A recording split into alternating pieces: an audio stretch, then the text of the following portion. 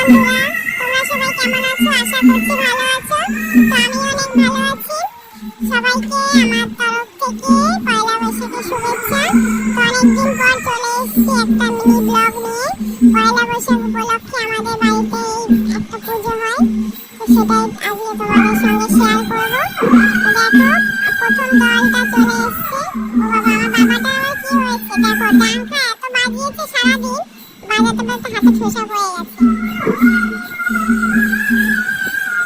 এই যে